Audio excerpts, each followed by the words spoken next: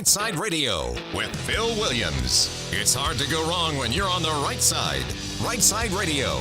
Solid, conservative, and just plain right.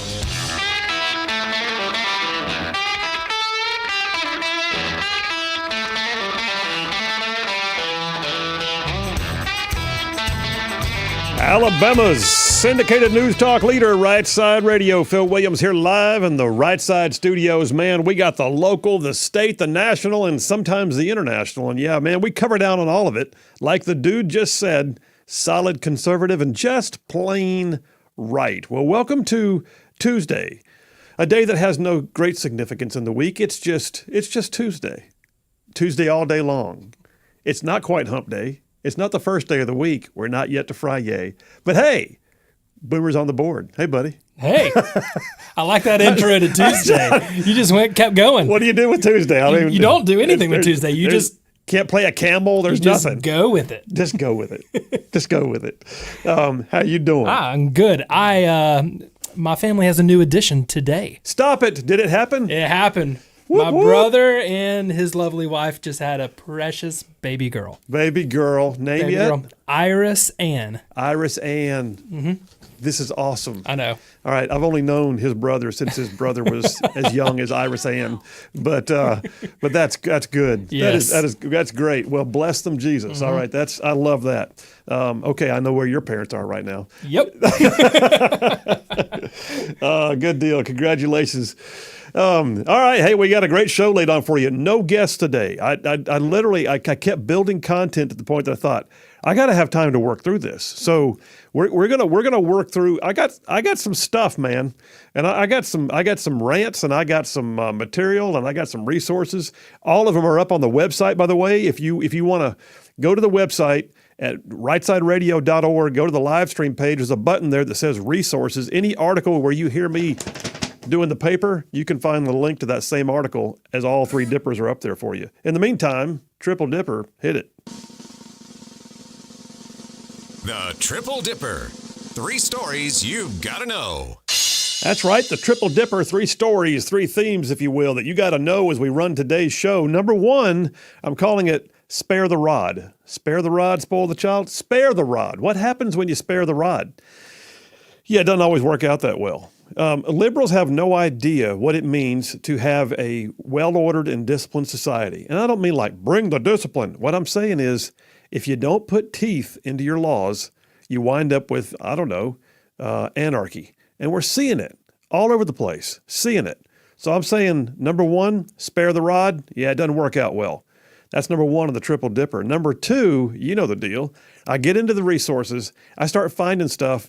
Like I had to even show Boomer one of the headlines earlier. It was so amazing that the headline itself could be a whole segment.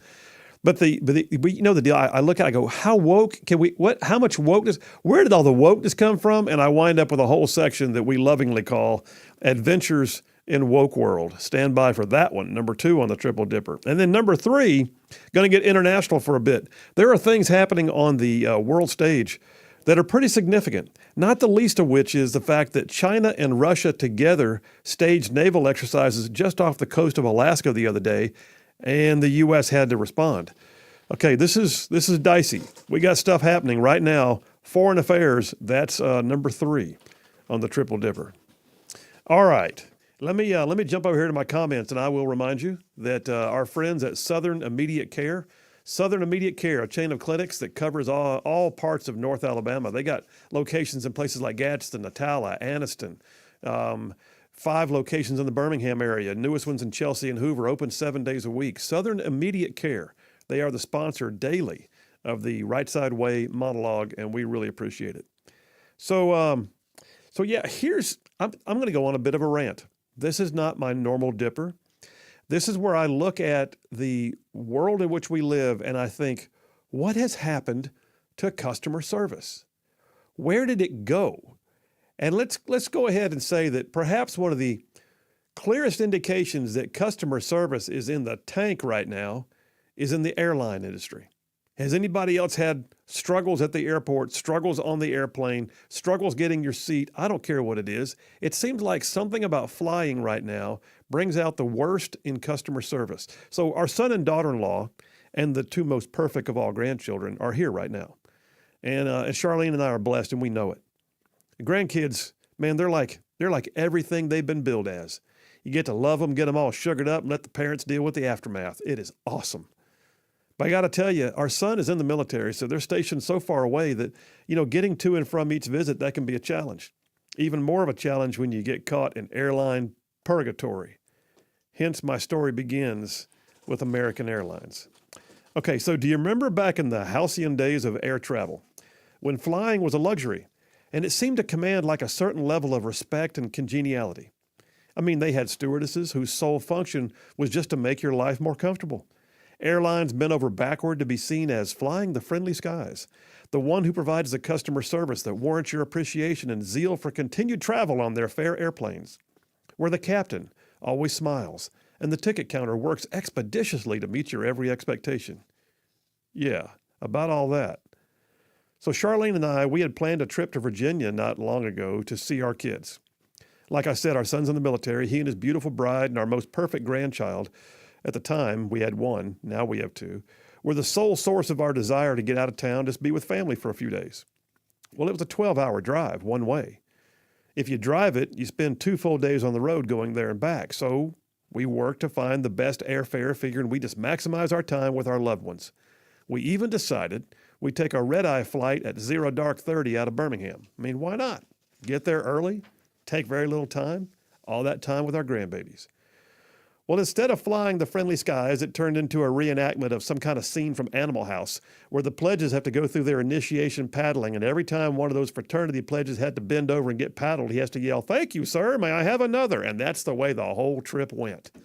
I mean, where do I begin with my complete dress down of American Airlines?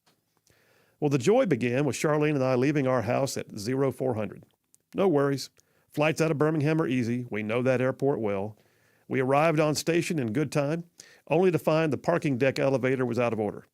So we had to walk several minutes over to find another elevator that also didn't want to work because of, I don't know, who knows why. And just as I was preparing to tote our bags down the stairs, the elevator doors magically opened. So we backed up, got in the elevator, reached the bottom. We realized then how far away we were from the ticket counter area now. So we hiked like a quarter mile, and we arrived at the American Airlines desk. We did the whole self-serve, faceless kiosk thing, which seemed like a complete waste of time because you still have to go check your bags at the counter and get them weighed. Fine. We did so, only to have the first ticket counter lady with the purple hair, who had no customers, by the way, ask if we had checked our bags. "You mean the bags that are sitting here by my feet?" "No, ma'am." "Move down," she yelled from 6 feet away. "Move where?" "Down there." "Down where?" "To the far end." "Okay." So we go to the other lady who did have customers, and we had to stand in line for several minutes for the new lady. And we finally approached the counter only to have the new lady tell us in broken English she could not check our bags. "What? You're 5 minutes late." "What do you mean we're too late?" No, we can't board. Birmingham rule, 45 minutes. And I said, what are you saying to me? Well, it turns out that Birmingham, they say, had a rule that if you're not there 45 minutes ahead of your flight, they won't even take your bags. I said, "Ma'am, we've been right here the whole time. The elevator was broken. The line, you put us down here. We were up there at the counter. We're not late. We've been waiting on you." "Too late now. You go stand by." "Stand by for what? We have tickets. We've prepaid. They're not even boarding yet." Suffice to say, this was going nowhere. And it was made worse by the purple hair lady making a snide comment about people who don't want to follow Birmingham's rules. So what if we just, board without our luggage? That's my idea. We'll board without the luggage, let the luggage kept up to us. No, you can't. Why not? You can't fly on a separate plane without your luggage, apparently. You go stand by. At this point, I was about to climb over the counter, except for Charlene's well-placed hand on my arm. So the end result was that despite arriving early, we were shuffled off into purgatory while our early morning flight departed without us. Thus began Phil and Charlene's odyssey. We managed to get on standby seating several hours later, only to board, and just prior to taxiing out, the captain announced that our midpoint destination of Charlotte was now socked in by fog. So we all had to deplane and sit around the terminal for another hour. When we eventually arrived in Charlotte several hours later, it looked like a scene from a refugee operation in a foreign land. I kid you not. The terminals were a complete madhouse. If you kicked over a fire ant nest, you wouldn't have seen that much activity. Complete bedlam, y'all. And folks were camped out on the floors at every turn. The line at the American Airlines customer service desk, by the way, that's an oxymoron. American Airlines customer service, oxymoron. But the line at the American Airlines customer service desk was like literally, I counted them, 200 people long. Did I mention, by the way, that the only place in the world that was still considered at the time to be a COVID health risk was the airport, and they kept telling us to put our masks back on? Unless, of course, you're on the plane and the guy next to you wants to eat his pretzels, at which point he's no longer contagious. He can take off his mask and chew, but I digress. So we were shucked off to a gate, at which point we waited for a couple of hours on standby. At one point, there was this really kindly gate attendant, and she looked at Charlene and I, and she said, "I think I may be able to find room on the next flight." But then after checking our status, her mood changed. She apparently made note that we had been flagged in Birmingham. Pray tell, what does this mean? Apparently, we were now wearing a scarlet letter on our shirts that we didn't know was there that branded us to every attendant from hither and yon. No help for the rule breakers. They didn't follow Birmingham's unwritten rule. They got there 5 minutes late because they had to wait in the freaking line. We didn't make that flight. So we were shucked off to another gate where we waited for 2 hours with bated breath. Finally, I started calling rental car companies. I kid you not. One hapless lady on the phone told me that I couldn't drive one way to Richmond. Why not? Because I would have to return the car to the Charlotte airport. I said, "Ma'am, you don't understand. I don't want to return to the Charlotte airport ever in my whole life." To which she just said, "Oh, sweet Jesus," and hung up on me. I was literally just checking on whether I could rent a U-Haul truck and drive that to Virginia. And then all of a sudden, they made the call for boarding, and we made it on. Y'all, it would have taken 12 hours to drive there. Guess how long it took us to get there by plane? 12 hours. The same amount of time. Oh, and funny thing, our bags were not on the carousel when we got off at baggage claim. Where were they? Well, they were at the baggage claim office. Why were they there? Because they came in by themselves on an earlier flight. But I thought the bags couldn't fly without the person. Oh, they can if the airline wants them to. Well, the return trip went smoother, somewhat. Our connector only delayed by an hour. Oh, and they did lose my suitcase on the way home. But hey, it came to the house the next day. But listen, while that may have been a raucous effort to turn a 12-hour trip into a 4-hour trip and back to a 12-hour trip, the reality is we finally got to Richmond. We walked out of the terminal to the escalator to baggage claim. There was our son and our beautiful daughter-in-law and that perfect grandchild who was beside himself that we were finally there, and all of it seemed to kind of melt away. So yes, if the smile of a 2-year-old and the hug of a loved one is on the far end of a bad flight, then I will say, "Thank you, sir, may I have another," every single time. But if you ask me, I don't intend to buy a ticket for anything on American Airlines anytime, like maybe in the history of ever. And that's a wrap for the Rightside Way. Just storytelling time, y'all. I'm just telling you, man. That one left emotional scars. But the reality is this: we go where the kids are, because I'm going to see those grandbabies. But if you look around, you have to wonder, what the heck happened to customer service in our country? When did it become all right for you to pay to be abused? Oh, Phil Williams, Rightside Radio. Y'all stay tuned. We'll be right back.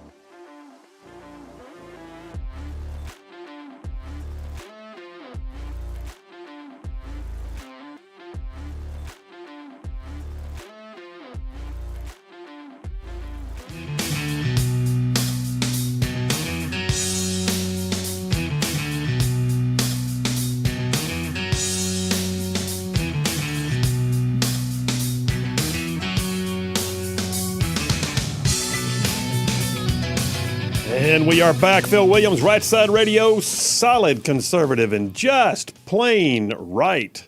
Making it cool to be a conservative. Text lines blew up. I think airlines hit a nerve. What do you think? I better check the text lines here real quick before they get out of hand. If you want to text it in, the number is 833-687-4448. That's 833-68-RIGHT. John from Huntsville just texted in and says, Phil, I love your monologue/rant. I think it was one of your best ever. I'm definitely going to add a couple of extra points to your final grade. when you said purple-haired lady, I thought to myself, a list of signs that indicate you're at a woke airport. Number one, customer service is a purple-haired lady. You are not wrong, brother. Who, by the way, customer service was not her gifting. Let me just go ahead and tell you. Old girl was operating outside her gifts. Jeremy from Huntsville, he says, you've done it again. Fantastic monologue. Best ever. Thanks, Jeremy. Appreciate you, man. Tony from Piedmont, he says, yeah, airlines are like are like Continental Trailway buses in the 60s. Airports like the bus stations at the time. Don from Jackson County says, you can fly without your luggage, you just can't know it. That's not funny, but it makes me laugh. It's a very sardonic laugh. That was a, I don't know what else to do, so I'm just going to laugh. But you're right, man. And that's the second time, by the way, I've had my luggage beat me to where my destination was. I cannot explain it. Like, I'm delayed, but my luggage makes it still ahead of me. Why is that okay? Anyway, Allie from Athens says, is this Phil and Charlene's excellent adventure? Yes, it was. It was. Steve from Tennessee, he says, Flip Wilson said, if you can fly 700 miles in the dark and find L.A., then you can find my bags. Flip Wilson is, just so you know, Boomer, is for old people. He was a comedian. Just so you know. Flip Wilson. Flip Wilson. Flip Wilson. Yes, good stuff. Flip Wilson. By the way, Jeff from Holly Pond gave us something for Tuesday. Tuesday is called Monday Hangover. Yes. I will go with that. All right, we may have to write that one down and remember it. Monday Hangover. What else? Darlene from Decatur says, I missed the 45-minute window by 3 minutes at the Huntsville Airport, United Airlines. I had messed with the kiosk. I know, I hate the kiosk. Why do we do the kiosk? You still walk up there, have to talk to the lady at the counter anyway.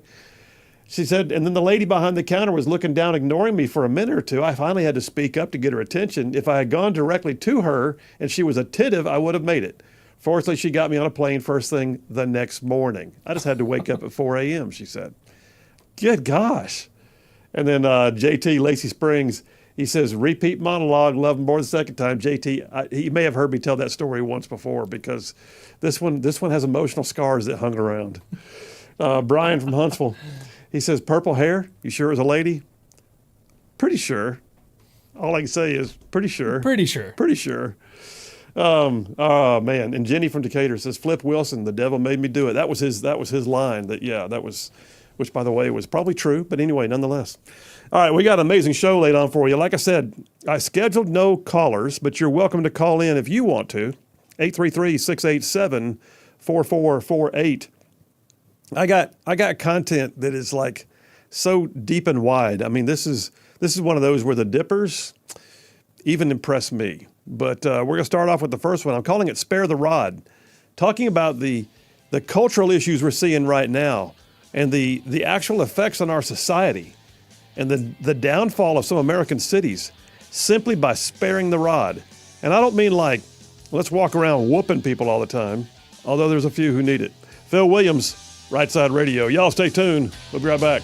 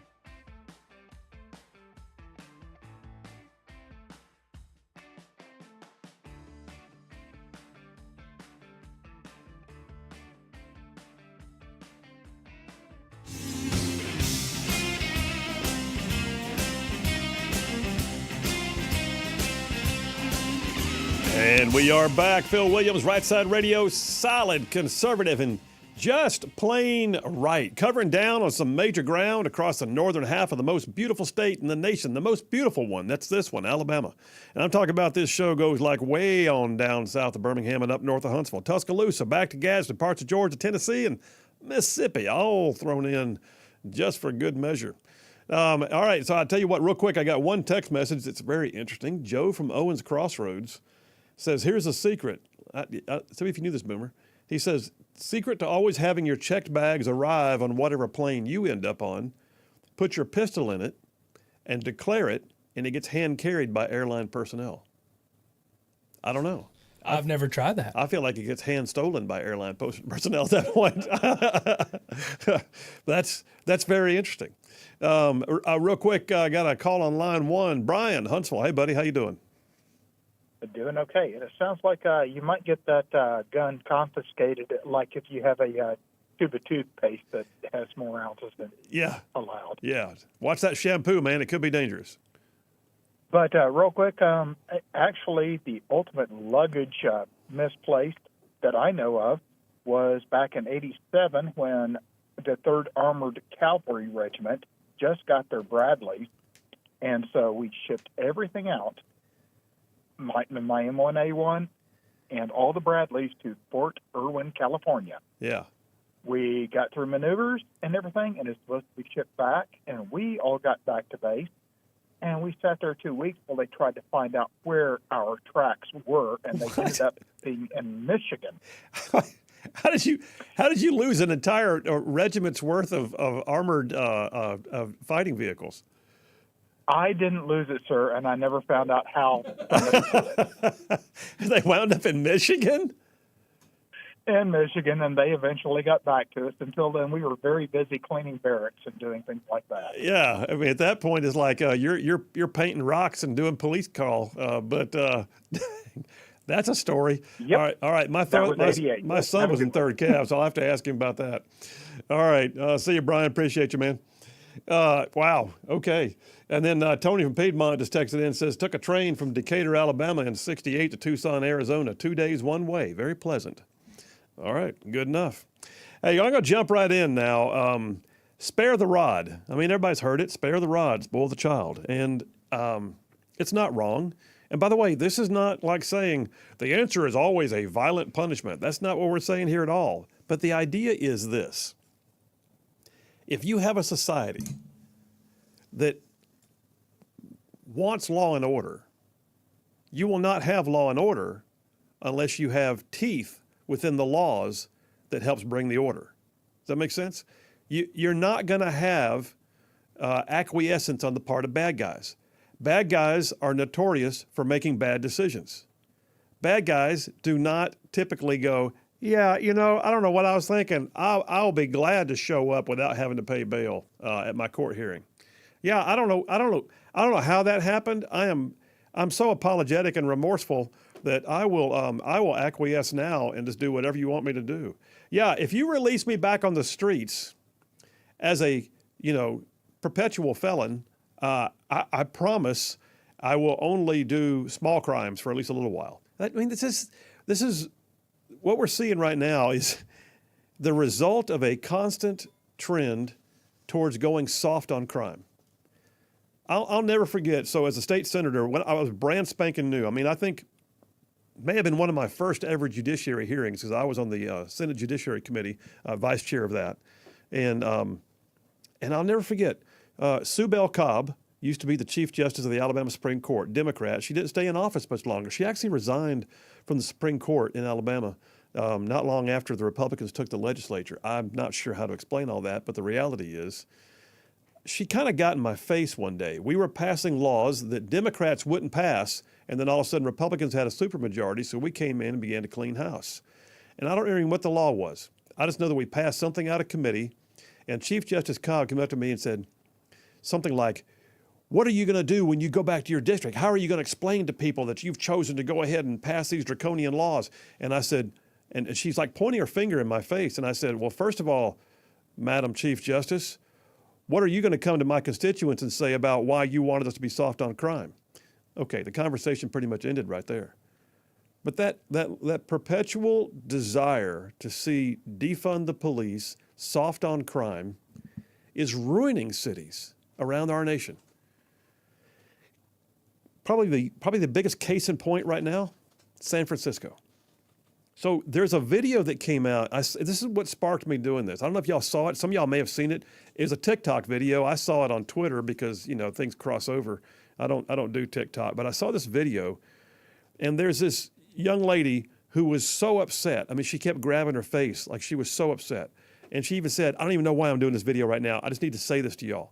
Anyway, the bottom line is this. The article I picked up off Red State says it's a young millennial white woman living in San Francisco. She tells a story on TikTok about an encounter that she had in her city with a man, and then describes the environment in her city currently. And she's frantic on the video and clearly distressed. She starts off by saying, if you live in San Francisco, I'm sure you know what I'm talking about, which, by the way, for her to say that is a clear indication that she does not believe that what happened to her was an isolated incident. She went on to say that she was literally out getting groceries in broad daylight in front of a whole group of people who were walking past, and this man walking past her said, "Move over, you stupid blank," and spit in her face. And she said she responded angrily and said, "Did you just spit in my face?" To which point he said, "Move now or I'll," and he said some foul things to her. And she notes that he did this in front of a whole group of people who did and said nothing. And she proceeds to say she does not even feel safe in her city anymore. She only goes out in the daytime, and even then doesn't like it. She never goes out at night. And she says, if you live here, do you not see this? Or something like that. Well, the guy writing the article says, I have to ask, what was she expected? Because San Francisco has been ruled by leftists now for how long?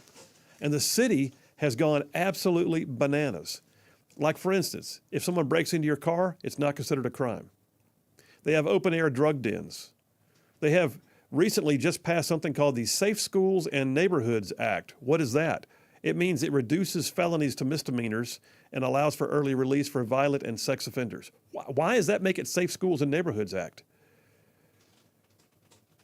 Goes on to say crime rules and taxes skyrocket and corruption flourishes and chaos descends and the whole place goes to hell. And San Francisco is a tragic story. It points out too, and I used to want to go see San Francisco. I have no desire to go see San Francisco right now. But it says right now, if it were stripped of the authoritarian grip of its current leadership, its streets were cleaned up and law and order returned, San Francisco would be a crown jewel in the United States. And it would. It would. The city by the bay. How many songs have been written about it? But that right there, y'all, is literally that one video of that young lady. I mean, it broke my heart to watch this thing. I mean, she's literally beside herself, talking about just walking down the street getting groceries and has a guy spit in her face and cuss her out. And people walking by saw it and said and did nothing because no one wanted to get involved because they all know what happens. If they try to get involved, then they're in the middle of it. But this is what's going to wind up being the course of events in any society that decides that going soft on crime and advancing the cause of the criminal as opposed to the victim, this is where it's going to go. Every single time. Show me a society that decided to go soft on crime in history and show me if that society is still here. I dare you. You're not going to find, human nature does not go tread lightly in areas where there is no teeth in the law. Now, I'm not, by the way, I'm not trying to be draconian. I'm not trying to say, let's make sure we get them, lock them all up, let God sort them out. That's not what I'm saying. But if you go so soft that they have no expectation of having to pay a penalty, that's what the law is. The law is the order, and the punishment is part of what keeps the order because of the deterrent effect of the punishment. And if there is no deterrent effect, then the cost of doing business, if you will, for the criminal is just get a slap on the wrist. They know it. Misdemeanors mean nothing. If you already don't care about people, then you don't care whether you have a misdemeanor in your record because you just don't care about much in general. I'll never forget one time I had somebody contact me and say, hey, I think we got an issue going on in our area. What do you think if we charge them with a misdemeanor? I said, I wouldn't do it. Why do you say that? Because that's the cost of doing business for them. It just is. But it's happening everywhere. And I'm telling you right now, it's really happening with our kids. Now, we get back from this break. We're going to take a break right now. When we come back from this break, I'm going to jump on this because maybe y'all saw the video. Let's talk about another video. That young lady, I mean, oh boy who spit on her is lucky that she didn't have some kind of martial arts training because he would have deserved it. But how about the dude in California, Stockton, California, the guy wearing the turban, he was a Sikh, who decided he had had enough of being robbed and just took the stick out and wailed on the guy. If you haven't seen it, it's worth looking at. We'll talk about it. Phil Williams, Rightside Radio. We'll be right back.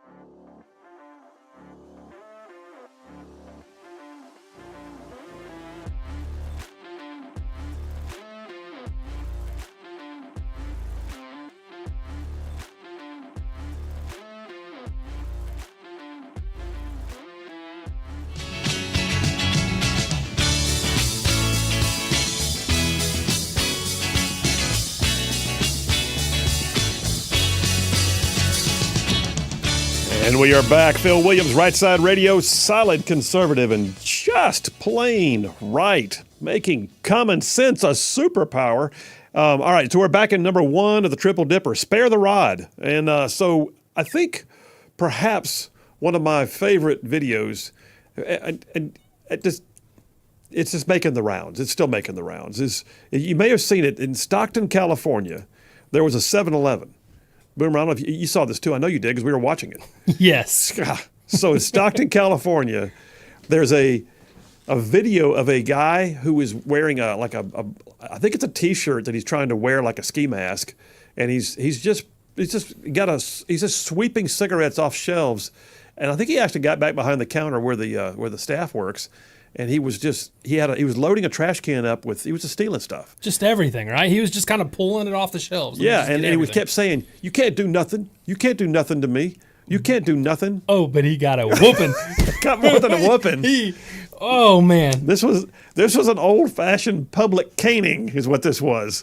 Yeah. So if you didn't see it, it's gone viral. I would look at just go to your phone and just Google. Beating, what would you call this thing? A beating in 7-Eleven store. Yeah. It's going to come up, man. Yeah, 7-Eleven beating or, shoplifter beating. I don't know. If you're tired of crime in the streets, this one will it will bring joy to your heart.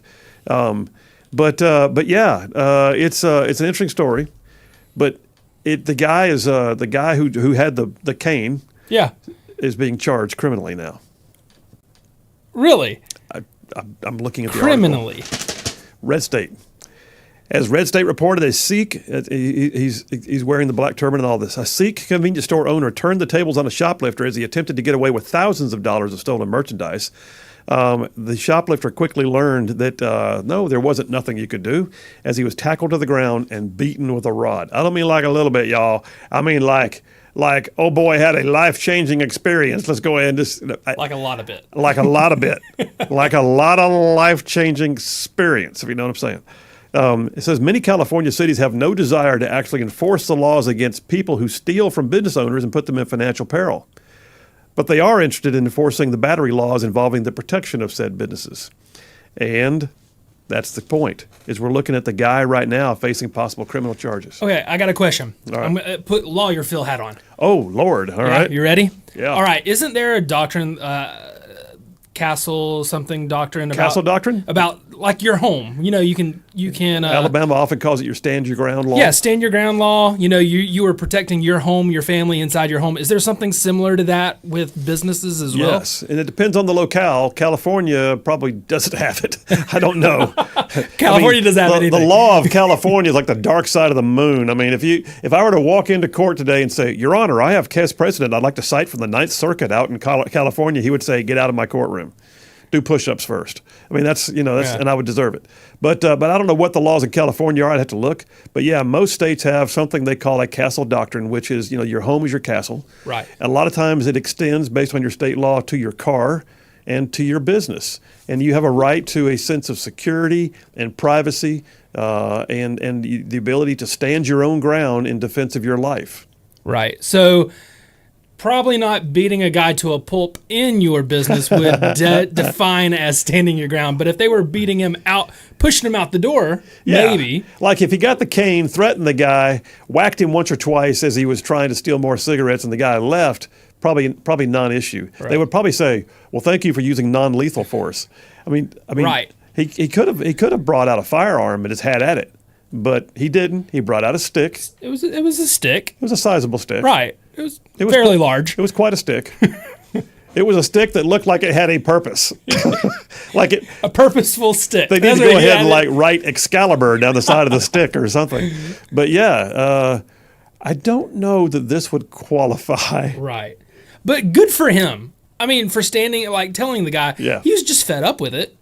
I mean, how many times has this guy been robbed? Yeah, as a matter of fact, that's in the article. He probably just had enough. I read more than one article that said that this particular store had been robbed so many times they were just sick of it. Well, what in San Francisco or in California in general, how many businesses have shut down because of the because of the stealing and the rampages on these businesses and Yeah, such. retail theft's out of control. So he's trying to survive, and he can't survive. Yeah. If, you know, Yeah. I mean, I get it. Don't beat the guy to a pulp, but Like- especially on like- social media.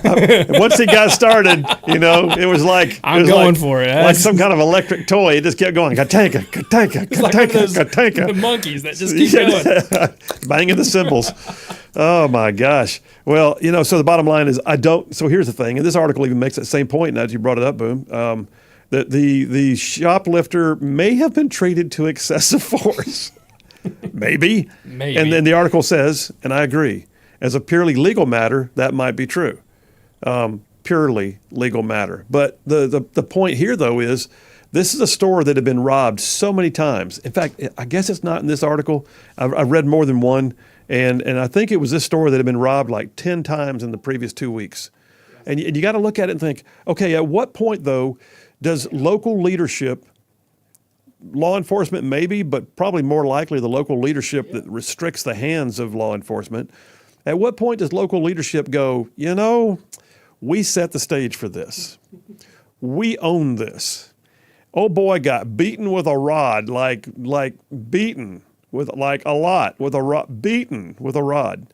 And perhaps there's some ownership that should be taken by local leadership who have set the stage for this by being so soft on crime that the people don't know what else to do.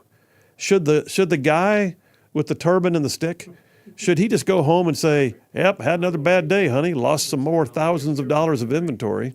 Just another bad day, it's going to come out of my check.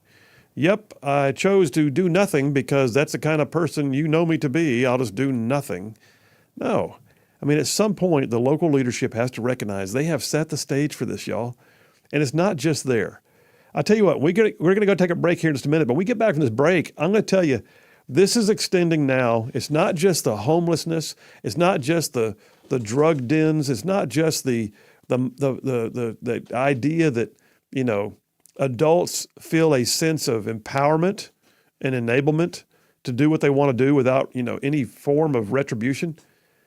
It's really being taught to our kids. It's being taught to our kids right now. And I'll be honest with you, I know that liberals' heads will explode if they hear this, but the broken windows theory works.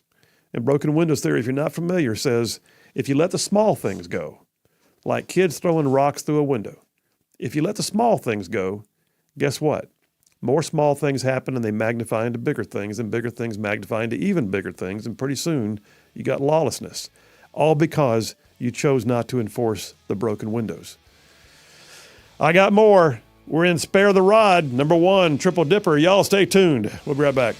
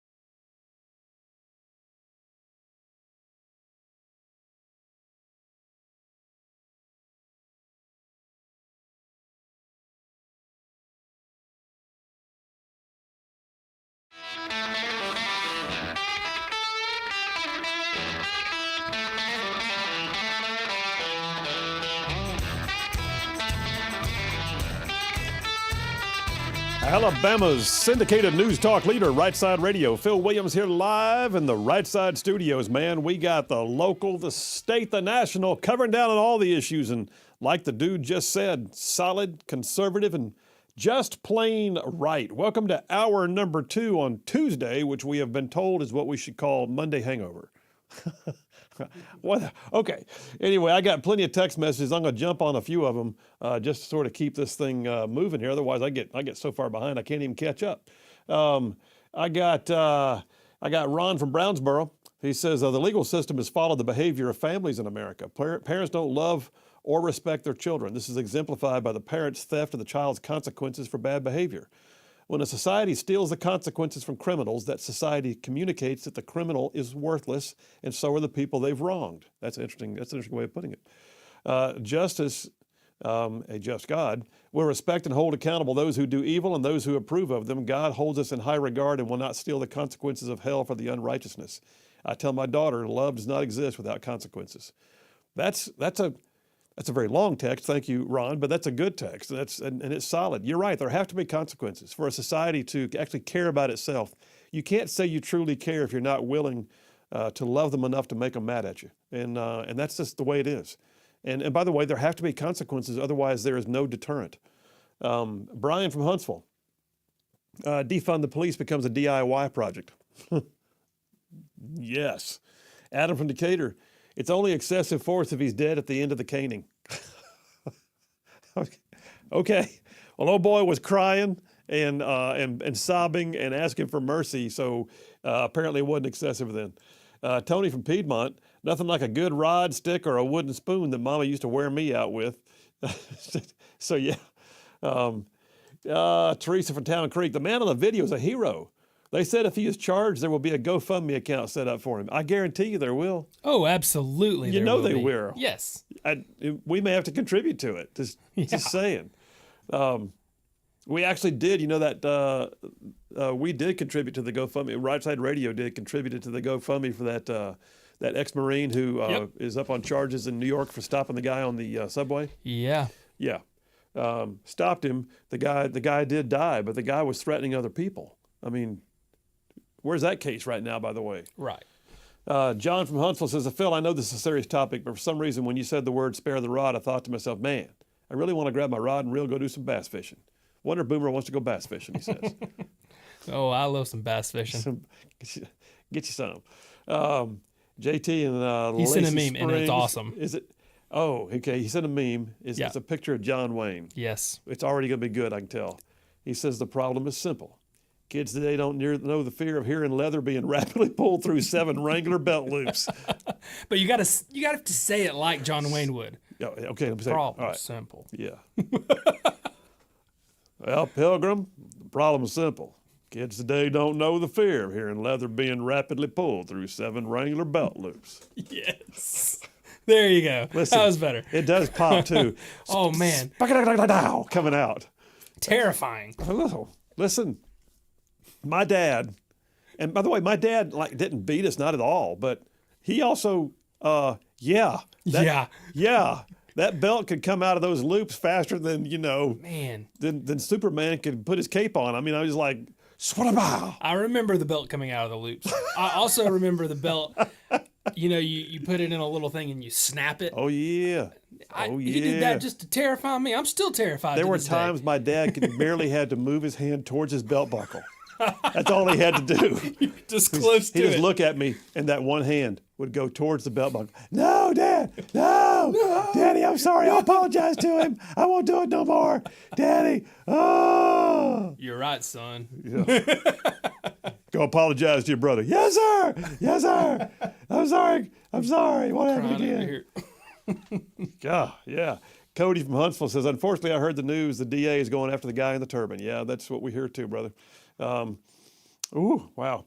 Brian from Decatur just says, my only issue with the caning is that the person that recorded it, out of sight, out of mind. It would have been beneficial if the shop owner had been, anyway, the bottom line, what he's saying is, some guy stood there doing nothing, filming it going, wow. It's like, dude, that's your job here is to film.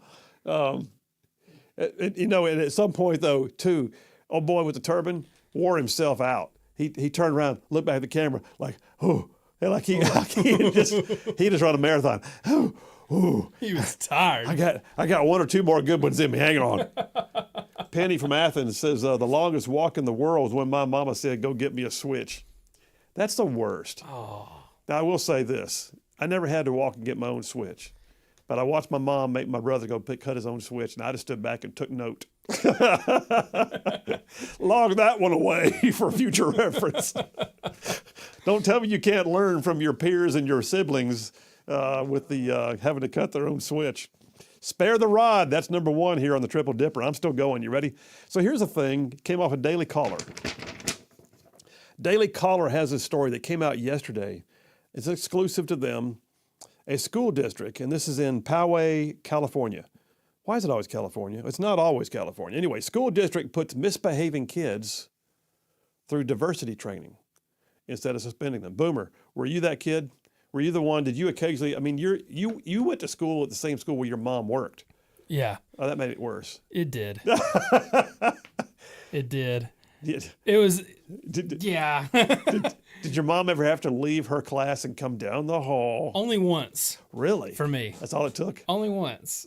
Because it was down the hall. She had a nice stern talk. Yeah. It said, just wait till your father gets home. And I said, yes, ma'am. All right. Well, so you weren't the guy they would send to restorative justice training for diversity classes. No. Okay. No, I was not. I don't think that would have took. I'm pretty sure I'd have been the guy who'd been sitting there going, making paper airplanes and waiting for it to be over. So California School District encouraged its staff during a September 2022 workshop to send the misbehaving students to diversity, empathy, and implicit bias training instead of suspending or expelling them. Restorative justice, they call it. The staff training, which promotes an Anti-Defamation League education program. By the way, that Anti-Defamation League material is in the Huntsville City Schools. I've reported on that multiple times. Offered alternative punishments to suspending students, including courses on care and hate behavior, as well as lessons on empathy and diversity. Counterproductive because it demonizes and shames participants, they say. All I know is this. It helps them discuss things like anti-blackness, anti-Hispanic and Latinx issues, anti-LGBTQ plus issues. Doesn't say anything about stop doing the bad stuff. It helps them to understand why perhaps they feel that way, and maybe this is not the behavior that you should exhibit. That would not have worked with me at all. That would not have worked with me, not like a bit. Not one bit for me. I mean, I would have been back there coloring, doodling whoever's teaching it. It'd have been a lark. It'd have been a day out of math class for me. I'd have been like, whatever. Yeah. Can I do this again tomorrow? How many pencils can I get stuck up in the ceiling? I don't know. Oh, you did that too? Yeah, I got in trouble for that too. Yeah, my favorite one was in the cafeteria when they used to serve butter, butter pads. Yeah. And you warm them up over something, and then you put it on your belt, and you go snap, and the butter sticks to the ceiling. We never had butter pads. That's probably why. They got rid of our butter pads, and that's probably why. Half the cafeteria was lined with butter pads. I was that kid. The program is using for students in place of punishment aims to teach students empathy and understanding, as well as promote restorative justice principles in a 5-hour course. Okay, that might be torture. By the way, it also ends with a reading assignment called "A Starbucks Arrest Shows How Black Americans Are Robbed of Their Power." This is in a public school system, and this is the problem, folks. If you have that level of ridiculousness, that level of a lack of deterrence, that level of a lack of concern or care for the victims of whatever the behavior was, then you're going to get more of it. You're going to get more. If you think for a second that sending the knucklehead 12-year-old who just, did something in class that he shouldn't have done that was heinous enough to where he could have been expelled for it before, if you think that because he beat up on little Susie in class, that you send him to empathy training, that it's going to change his day, you're wrong. And that's what's happening too often. And those are the kids that are going to grow up to be the ones who come into the grocery store and think they can steal all the cigarettes and have to get caned by the guy in the turban. That's what's going to happen. We're going to take a break right now. I'm going to come back and wrap this up. It's bad enough when you got this going on. It's even worse when you have local leadership refusing to acknowledge that it's even there. Chicago, Mayor Johnson, don't you dare call those kids a mob. Really? The frick are they? We'll talk about it when we get back. Phil Williams, Rightside Radio. We will be right back.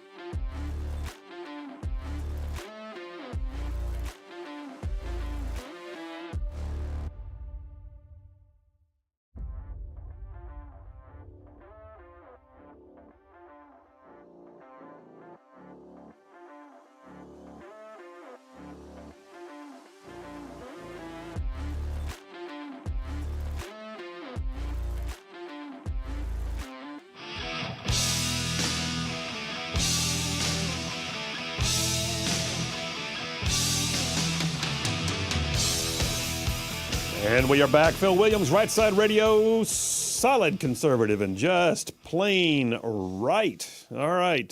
Saving the world, one soundbite at a time. Hey, so finishing this up, spare the rod. If you are a society that spares the rod, and I'm not talking about being overly punitive. I am not talking about, profiling and making people miserable because you got power, but they always try to put it off on, well, this is a racial issue, and you have now unjustly come against one racial demographic. No, if they're breaking the law, that's the point. Breaking the law, the law can be equally applied. If you got a problem with equal application, then go deal with that, but don't start softening the laws and making it so there's no application. Got a situation going on. Chicago is seeing a level of lawlessness that rivals San Francisco right now, but it's a different style. So you look at San Francisco, and what we appear to have is like the degradation of society. You have something that is just like decayed to the point of being like post-apocalyptic. Whereas what's going on in Chicago feels like violence fueled by sort of a mob mentality. Oh, wait, don't call them that. Why? Chicago mayor, the new liberal mayor, the guy who used to work for the teachers union full-time, what's his name? Johnson. Mayor Johnson. He has taken serious issue with the very idea that the press would ask him a question and use the word mob. I saw this very condescending video like he was talking to kindergartners. That's not appropriate. That's not appropriate. What? That's not appropriate. The newly minted mayor said, according to the New York Post. I saw it happen just 3 days ago. He says, we're not talking about mob actions. I didn't say that. These are large gatherings. For the love, these are large gatherings. This is the mayor of Chicago. Do you wonder why they laughingly continue to do this stuff, Mayor? Because people like you are in charge, and you don't even want to call them a lawless mob. It says hundreds of rioters flooded Chicago's South Loop last Sunday. Hundreds of teens. It was like a flash mob. Teens took over the area for the second time in just a few days, and they looted a local convenience store. Looted it. The Chicago Police Department charged 40 people with disorderly contact. 32 of them were teenagers. Misdemeanors, fighting, damaging vehicles, smashing a window, looting a nearby store. But the mayor does not want to call them anything but a large gathering. He takes issue with that. This is not to obfuscate what has happened, he says. We have to be careful, though, when we use language to describe certain behavior. There's a history in this city. Refer to children as baby Al Capones is not appropriate. I got news, Mayor. You have a lawless city. Total crime in the Windy City up 36% this year. Up 36% this year. Motor vehicle thefts up by a whopping 116%. 116% increase in motor vehicle theft. And they've got crowds doing this on a regular basis. Here's another one. You ready? This happened just a few weeks ago in June. The article here is on ABC News 7 out of Chicago. A flash mob, there's that word. A flash mob at a Southside gas station drew hundreds of young people and a large police presence. Video from the scene showed people jumping on cars at a BP gas station at 31st Street and Michigan Avenue. An 18-year-old woman was struck by a vehicle. A gas station attendant said scores of teenagers flooded into the station, ransacked the store, and even broke glass above the door. Nearby neighbors said, where the teen takeover happened, these destructive gatherings are embarrassing for the city. These are citizens who, folks, you got to, listen, if you're fed up, who is it you're voting for? If you're fed up, then maybe, just maybe, it's time for a change in leadership. Neighbors are saying things like, we used to have a sense of pride. Now we got young people twerking in the middle of the street, wilding out, cursing, running up and down, jumping on cars, doing ridiculous things. One lady said, we got to put God first and we got to pray. Just try to teach them right from wrong. If you get into trouble, I'm not going to get you out of trouble. Listen, this is happening too often. And yet that same state, Illinois, just passed, and it was upheld by their Supreme Court just a few weeks ago, cash-free bail. What does that mean? That means you're an awful individual, you just committed a crime, and we're going to let you out on your own recognizance. No bail necessary. The police right now are bracing themselves because this goes into effect in a couple of weeks. And they really believe that what's about to happen is the crime that I just quoted statistics for is going to spike even further. So the reality is this, and I'll end it with this. Got a piece here that was written in the Hill magazine last year actually, by a former congressman who spent 20 years as a federal prosecutor. And he says this: those who eventually become hardened criminals do not begin by committing felonies. Allowing property crimes and misdemeanors to go unchecked breeds a culture of permissiveness, leading perpetrators to eventually commit more serious offenses. In major cities, there continues to be large-scale, organized, smash-and-grab style thefts. Crimes like those have to be taken seriously, because their truth is violent criminals are emboldened by soft-on-crime policies and a lack of consequences. And that's where we are, folks. We are losing some of our most beautiful cities. We're losing them. They're saying right now, some of the articles actually use the phrase about San Francisco, that the city itself is in a death spiral. They're not sure it can pull it out in time to save it. I'm worried that we're going to wind up seeing, and I don't want to see this. I never want to see the government have to take over. But at some point, you have to look at it and go, when do we just say it's time to send in the National Guard? If you're not familiar with Phoenix City, Alabama, when we come back, I'll wrap up by telling you the story of what happened in Phoenix City, Alabama. The Phoenix City disturbance. Let's bring it all home. Phoenix City, Alabama is the legend of what happens when you allow lawlessness to go on unabated. And it's folks, it's not a little bit, it's a big hairy deal. At some point you look at it and go, where do we draw the line? And how do we get it back? And why did it get this bad? Well, you know what? We know why it got this bad.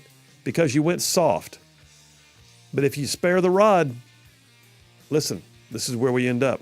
Phil Williams, Rightside Radio. Y'all stay tuned. We'll be right back.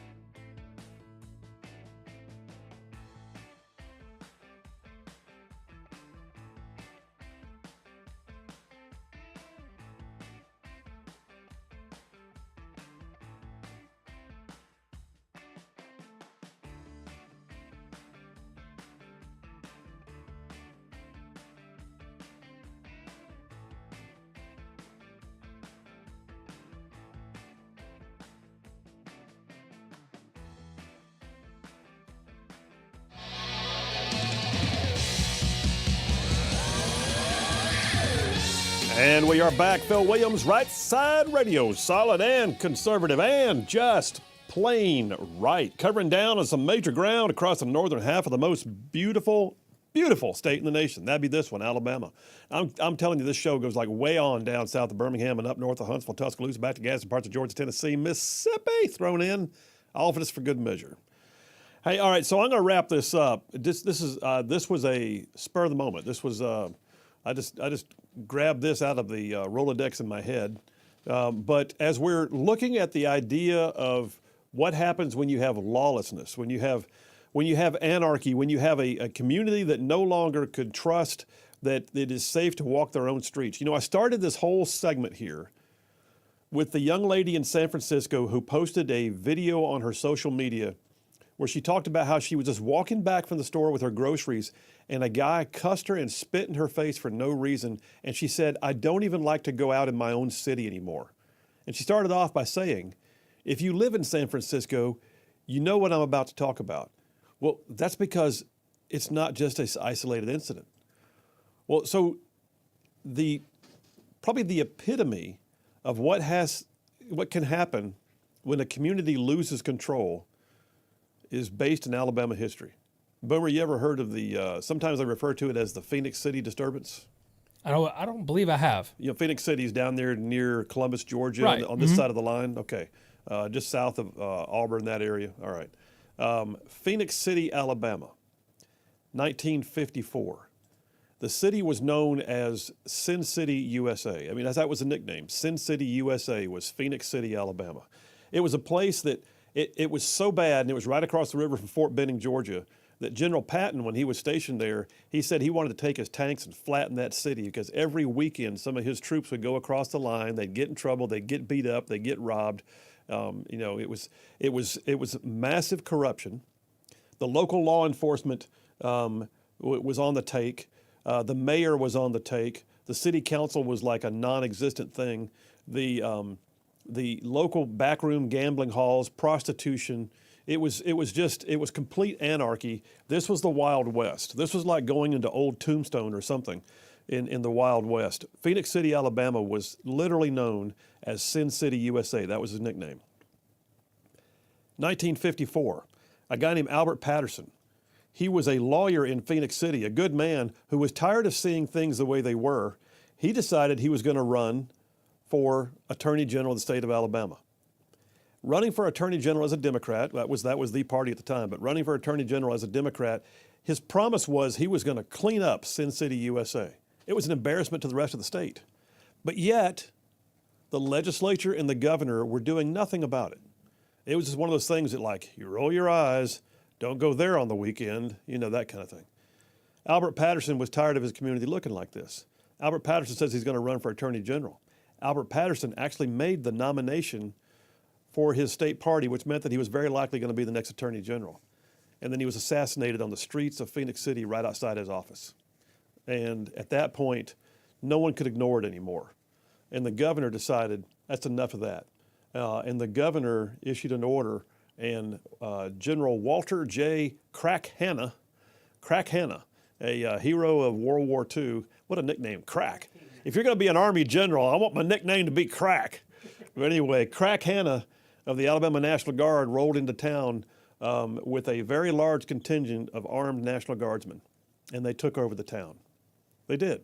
They took over the town, declared martial law, and dethroned the local law enforcement. There are still today cases. As a lawyer, I saw this. I've seen it somewhere when I was looking up something else. There are cases right now where people were appealing their criminal prosecutions because they were convicted in a military tribunal as opposed to a criminal court, of the typical justice system. And this went on for the better part of a year, and they cleaned house, and it became legendary. For a long time, back in the old school National Guard days, there were certain guys who'd been around a long time that still had what they called the Phoenix City disturbance ribbon on their uniform. It's one of the only times since Reconstruction that American troops actually declared martial law on American soil and actually came in and enforced the law. It was that bad. I mean, that's pretty remarkable that happened. Oh. Why isn't that taught more often? Because I did not know this. There are places where it's still taught. I mean, Posse Comitatus, the Posse Comitatus Act of 1878, is the law that says that federal troops cannot be used to enforce laws, across the United. Now there's exceptions, life, limb, or property, responding to emergencies, that kind of thing. But in this case, that's why it was National Guard, because National Guard's in a different category. They're under state orders. They're under Title 32 of the U.S. Code, whereas the active duty is under Title 10. So the governor can say, "You go over there and take over that town." It was that bad. So I'm not saying that I want San Francisco to go down that road. Wow. But at some point, you have to look at it and go, this is why, by the way, this is why we have states right now sending the National Guard to the southern border. Because the federal is not getting it and local law enforcement can't handle it. Wow. And so what I don't want to see, this should be a lesson to the world. The Phoenix City disturbance should be the lesson to the world that if you let it go too far, then in order to save life, limb, and property, you may see an option that's taken off the table of trying to do it yourself. And you said the governor has to do that, correct? In that case, yes, the National Guard can only be ordered in by the governor unless they're federalized by the U.S. So by the U.S. government. If this was happening in California, Newsom would have to do that. But Yeah. if he was to do that, would everybody look at him saying, then you're going back on everything you just Well, you said? know what? It's funny you say that. Hang on a second. I got to look back up during the next break. I do believe that Governor Newsom may have actually sent the National Guard to either San Francisco or San Diego to assist with something to do with law enforcement. I need to look that up. I'd forgotten this. Hang on. Hang on. You just brought in a whole new. But yeah, it's when people start dying. When the guy who just got nominated to be probably the next attorney general in the state of Alabama gets assassinated on the streets of a city where they thumb the nose at the law, Wow. and the people live in fear, it was that bad. And so, the Phoenix City disturbance is a lesson often taught in conjunction with, like law schools about posse comitatus. They study it all over the nation. Look it up, Phoenix City. There was actually a movie made about it. In fact, you know what? Mike from Huntsville just texted in, same thing. He said the Phoenix City movie was on TMC recently. Yeah, Mike, thanks for that. I appreciate it. Okay, listen, I tell you what, do. I'm going to go ahead and say, let's take a break about 2 minutes earlier than usual. Boom shakalaka, as he looks at me like I wasn't ready for that. I'm calling it, Boom. I'm calling it. We're going to take a break about 2 minutes earlier than usual so I can come back and start the next section or take a call or three. If you want to call in or text in, the number is always the same. That's 833-687-4448. Phil Williams, Rightside Radio. We'll be right back.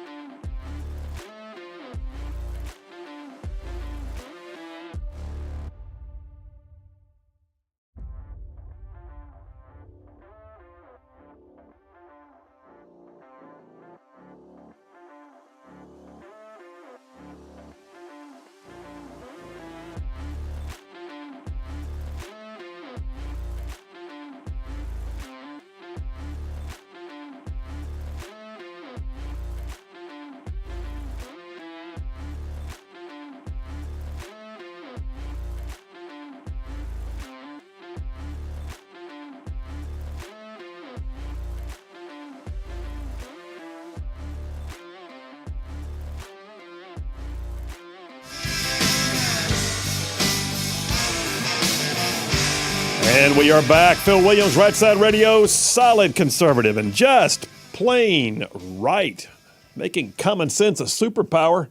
Hey, by the way, during the break, you hear the ads being played. That's because Rightside Radio, we are a standalone business, and part of how we support ourselves as a business is by selling ads.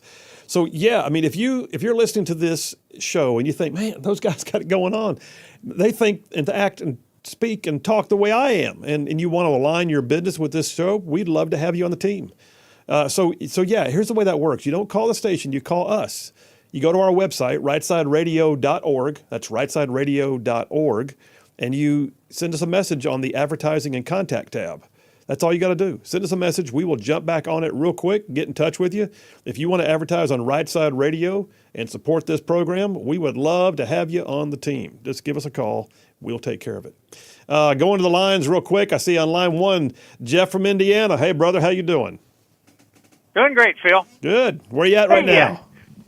Got into Tennessee here, so I'm heading north, man. All right, brother. Be careful. Nashville's coming. Oh, well, that's 70 miles away, so hopefully they'll be through fighting it out by the time I get there. Well, good enough. What's on your mind today? Hey, let me pick that lawyer brain of yours a minute here. Now, like with the George Floyd case yesterday, we touched on, the one cop was sentenced to 4 years, I think, in prison because of he didn't take out the cop who was killing George Floyd. Yeah. So he was negligent. I guess I think he was charged with accessory to manslaughter. Now, if they can do something like that, and all he was doing was holding the crowd back. I mean, he was there, but he didn't have no hands on him or anything else. But they still found him criminally negligent. Why can't any place where we have this cashless bill and everything, if somebody is let out of prison that they know is a dangerous criminal and goes out and repeats, criminal activity and hurts somebody, kills somebody, steals something, why can you not hold the people who let him go responsible for his actions? I think to some degree you can, and I say that very loosely. It depends on your venue. There's going to be times, though, the majority of functions of government are protected by some form of discretionary function immunity. And what that means is if they got sued every time somebody didn't like what they said or did as a politician or as a DA or whatever, then nobody could get anything done and there'd be no money left in the public coffer to, pave roads with or whatever. So there's got to have some level of discretion. But then when you look at the abuse of discretion, that's when you get into it. And if you're seeing somebody who is choosing to openly say, I will not enforce these laws, then I think they should face civil prosecution. And I think at the same time, the guy, and I don't know all the circumstances with the guy who just got sentenced. I did see a headline on that. But if he was standing idly by doing nothing and he had been trained on what to do and chose to act in contravention to his training, that he probably should have been liable. But at the same time, you look at it and go, it took you this long to figure it out. I think they're still looking for someone to pay. That's what I think. But he was held criminally negligent. I mean, he's in jail for it. It's not civil. I mean, just like if a bartender, if you serve someone that is drunk and everything, and they go out, they can come after you, even though you had nothing to do with it because you let somebody go or did something that could hurt somebody in the public or themselves. Yeah, so, I think. And that's not always true. I mean, they call those dram shop statutes. It's some historical name, but the dram shop statutes, depending on the state you're in, they almost have to have some level of culpability, like you knew he was too drunk and he was leaving with car keys in his hand and you did nothing. I mean, it's not a shoe-in, but yeah, you're right. That's the same way with these prosecutors and everything, letting these criminals go, especially the ones who have committed numerous crimes and they're going to commit it again and stuff, where that it's a danger to the public to release them. So I think people need to raise up and come after these people and everything criminally and for civilly, I believe. I think they should start having to pay a price.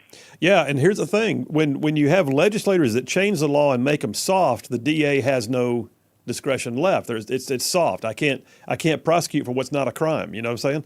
But then if the DA himself says I refuse to prosecute those crimes, then that's a different story, and I think that is an abuse of discretion. But hey, Jeff, I got another caller hanging on the line, brother. Let me go see what they got. All right. Have a good one, bud. All right, see you, buddy. Sparky from Harvest, how you doing, bud? Hey, good show, Phil and Boomer. Thanks, man. One thing I think anybody with common sense has been able to see through the liberal socialists who run these crime-ridden cities, you know, they'll never come out and say what they're doing, but what they're doing with, for instance, a lot of the cities where the majority of blacks and minorities is this is a soft form of reparations, and therefore we're going to get your votes because we're going to insult you to your face and say, well, you commit most of the crimes, but we want your vote, so we're going to go easy on your the criminality of what you're up to. We're going to not charge you any bail every time you're arrested, and just please show up at the polls and vote Democrat. It's like so many other Democrat socialist notions. It's unsustainable because there's a direct and mathematical correlation between rise in lawlessness and crime and the loss of business revenue and businesses shuttering and going away. Yeah. How in the world these people think they're educated elites but can't see that and continue to engage in conduct and laws and practices that are destroying their cities? It's unbelievable to me. It is, and I tell you what, it's also unbelievable that they choose to ignore the success stories and they vilify those who preside over the success stories. Look at Giuliani. Giuliani went in, and New York was a cesspool. And he came in as a former prosecutor, and he put in place certain things, not the least of which was the broken windows policy. And Times Square was just like, it was a triple X-rated place where you didn't go at night. And he cleaned it all up and turned it back into the crossroads of the world, and tourism went through the roof, and people prospered, and businesses came back to downtown. And yet the next opportunity for liberals to dismantle what he did and call him a villain, they did it. And it's unbelievable. You're right. They ignore what's effective, and they totally ignore when someone was successful at being effective. Yeah. Well, there's a long game in there, but I'm not perceiving what it is. You know, for instance, the open borders. Biden's people won't say we want wide open borders. Of course they do, because they intend to make lawful citizens out of millions of illegals, with the expectation that they'll all vote Democrat. And that's as clear as the nose on your face, that nobody ever says that out loud. But the soft bigotry of low expectations, this business with the criminality, unbelievable to me. I just, it's so intellectually dishonest. It absolutely is, man. It is, and it's sad, and that's why we're losing some of our finest cities. They're just giving them away. All right, hey Spark, appreciate you, man, as always. Thank you, man. All right, see you. Hey, let me get a few text messages for the top of the hour. We're going to come back, by the way, and we're going to kick off Adventures in Woke World coming up next. I read Boomer a headline for the first story on Adventures in Woke World, and even he was sort of taken aback. Just, I don't know why I said even he, like maybe if it offends Boomer, it'll offend anybody. But let me get a few text messages real quick. David from Huntsville. Phil, you need to listen to audio of the crowd-control police officer and the judge in response to his words. Where are we talking about? I don't know where the crowd control is that he's talking about, but anyway, all right, good enough. John C. from Madison. My wife's uncle was in the National Guard during the Phoenix City uprising, so he got to spend some time there, 1954. Yeah, John C., how about that? History. Thomas from Athens says, more on Phoenix City mob. Having been run out of Alabama, some of them joined the State Line mob, moving their operations to McNairy County, Tennessee, a model for Sheriff Buford Pusser in Walking Tall in 1973. Mobs survive whether in Alabama, Tennessee, Chicago, or San Francisco. How about that? I did not realize that that's where the Walking Tall story may have moved from here to there. Steve from Huntsville says, have you seen the videos from New York City with immigrants attacking police? I have not seen that, but I am not surprised. Ben from Decatur, regarding Chicago, lived there 25 years, left in 2013 for Alabama, not moving back. Crime now is like a free pass to lawlessness. So the last mayor passed a city law that no jail time unless $1,500 worth of stuff had been stolen. The kicker, no limit or each its own offense. Wow, that's amazing. Dan from Madison sent me a YouTube link. Can't get to it, brother, but I know what it is. He goes, Paul Harvey's If I Were the Devil from 1965. So if you haven't heard it before, it's one of the gems. I have heard it, man, and you're right. It is absolutely spot on. Paul Harvey was like a prophet. What else I got here? Brian from Huntsville, Robert Anson Heinlein's book Starship Troopers, not the movie, explains Spare the Rod very well. Yes, it does. The book was way better than the movie. The movie was like Beverly Hills 90210 does bugs in space. It was weird. Josh from Moulton, liberal mayors are insane. Try that in a small town. There you go, #1 song in the nation. All right, listen, we got plenty more where that came from. We're coming right back with Adventures in Woke World. Y'all stay tuned. It's a good one.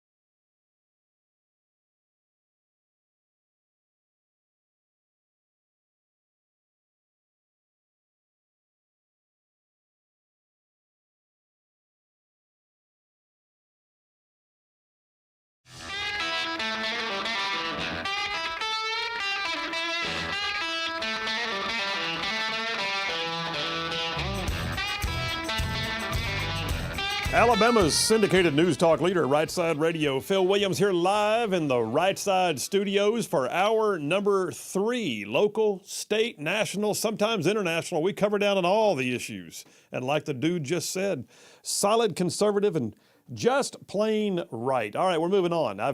It took me 2 hours to do one dipper, Boom. I don't think that's a record, but it's right up there. It's close. I'm just saying.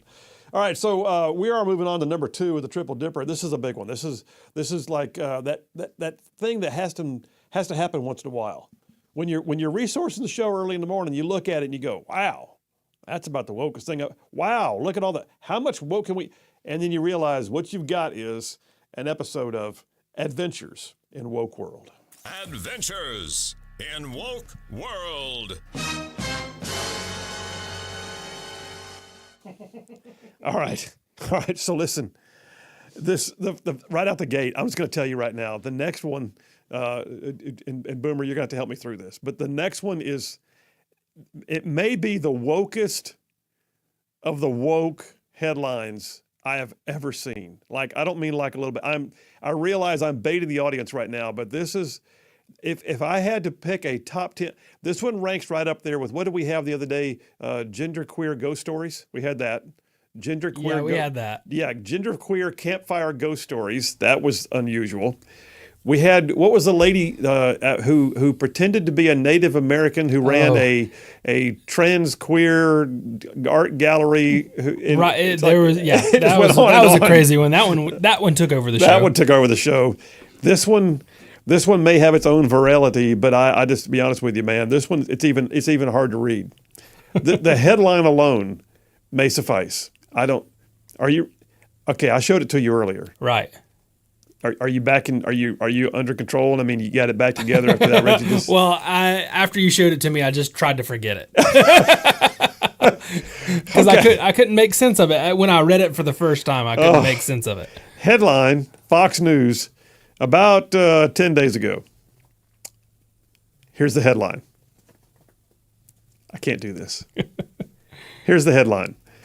Temple University to host the Philly FatCon with queer sex therapist offering fat-positive sexual health care.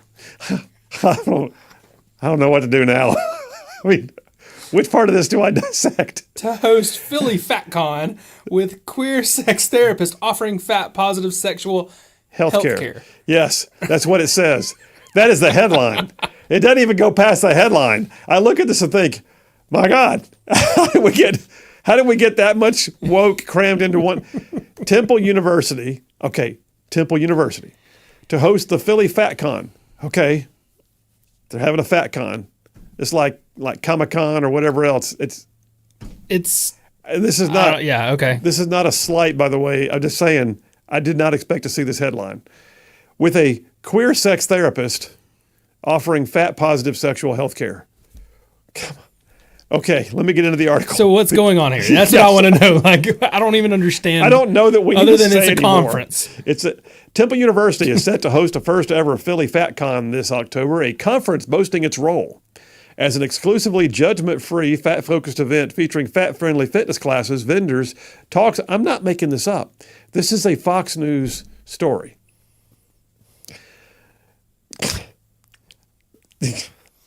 Hang on. I gotta get ready. The fat sex therapist, Sonali Rashatwar, who uses they and he pronouns. How do you have they and he pronouns? It's both? They and he. I don't know. At this point, I'm so confused. I don't know if that's a dude being a chick or a chick being a dude. I don't know which one it is. All I know is the fat sex therapist, that's her title. It's in quotation marks. She bills herself, hey, give me a call. I'm the fat sex therapist. I mean, that's what she says. That's her card. The fat sex therapist, Sonali Rashatwar, who uses they and he pronouns. They and he pronouns. I know it's hard, man. Hang with me. According to one of the the FatCon's Instagram post, is slated to be the conference keynote speaker. Rashatwar commonly focuses on white supremacist ideals. Of course she does. He does. Yeah. Of course he does. I don't know what to do. Of course Rashatwar does. white supremacist ideals behind fat phobia and the social construct of health, fat trauma, and the intersection of fat and gender. What? Don't know where to go, Boomer. I'm still caught on fat sex therapist because wouldn't that be offensive to some people? No, not if you say it yourself, apparently. But I look, people pay for this. I want to know what she makes for a living. And I want to know why I went to law school. Hang on, it gets better. Based in Philly, they, which is the person, that's the one person, they are a super fat, queer, bisexual, non-binary therapist, co-founder of Radical Therapy Center specializing in sexual trauma, diet trauma. Oh God. Racial or immigrant trauma and South Asian family abuse. This is a very niche environment she has found for herself while offering fat positive sexual health care. There's nothing positive about this whatsoever. Nothing. There's nothing. There's nothing. I almost need to go to a commercial right now because I feel like I need a shower. I'm going to read that last one again just because it's that bad. Based in Philly, they, which is an individual, they are a super fat, queer, bisexual, non-binary therapist, co-founder of Radical Therapy Center, specializing in treating sexual trauma, diet trauma, racial or immigrant trauma, and South Asian family abuse, while offering fat-positive sexual health care. There's a world out there that I don't want to be a part of, ever. I don't. And Temple University is allowing them to come do this. I would imagine that Temple University is all on board. Somebody in their DEI office said, here's a good idea. Let's get a person in here who goes by they, he pronouns and bills themselves as the fat sex therapist, who claims to be super fat, queer, bisexual, non-binary therapist. You know what? I'm done with the story. I don't know whether to be mad or to laugh or to just roll my eyes. This is one of those stories that is heading down a road that, if that's not the most schizophrenic title I've ever, okay. Yeah. That's Adventures in Woke World. I don't know. I feel like I'm sitting here wondering, is the audience, did they turn the radio off? Are we still with anybody right now? I don't know. Hi, this is Phil Williams, Rightside Radio. I hope you're still there, and we'll actually come back another day. Good Lord. And I will remind you, by the way, that Sonali Rashatwar, they commonly focus on white supremacist ideals behind fat phobia, because that's the way that works. Yeah, of course. Wow. Can we take a break? Yes. We can just let's just take a break. I'm going to take a break right now, and I'm going to go wash my mouth out with soap. Oh my goodness. Adventures in Woke World will continue in a moment after we recover from that last article. Phil Williams, Rightside Radio. It does get better. Y'all hang with me. We'll be right back.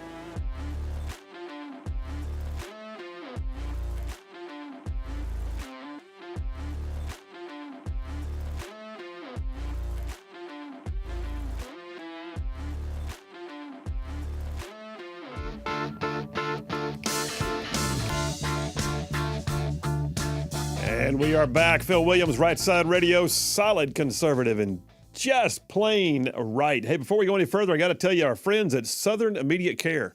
Southern Immediate Care, one of the sponsors of our show, they are a chain of clinics that are doing amazingly good work all over North Alabama.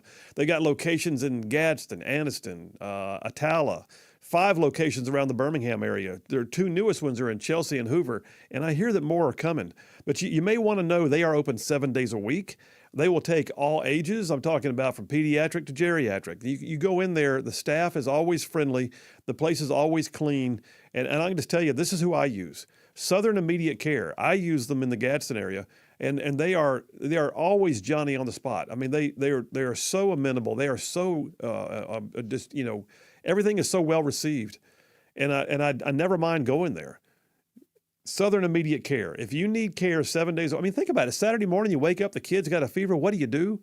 Southern Immediate Care. Look them up online. Find the location nearest to you. I'm just telling you. I know the folks that own this chain, and they are amazing people. And so, yeah, check them out. Southern Immediate Care, all over North Alabama. Find the one nearest to you, and tell them you heard about it on Rightside Radio. Okay, I got to do some text messages, but I'm pretty sure I got to be careful with some of these text messages. Got to be a little careful. Got a little careful. Like maybe got to be a little selective with our text messages.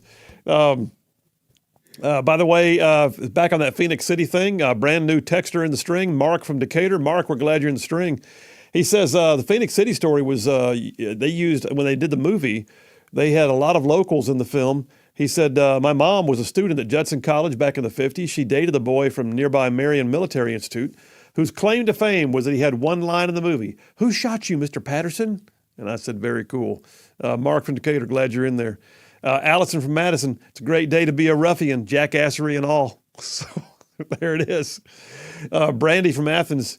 FatCon also has a costume contest and a burlesque show. Yes, I didn't get into that part, but they do have a burlesque show, and they also have a twerking class.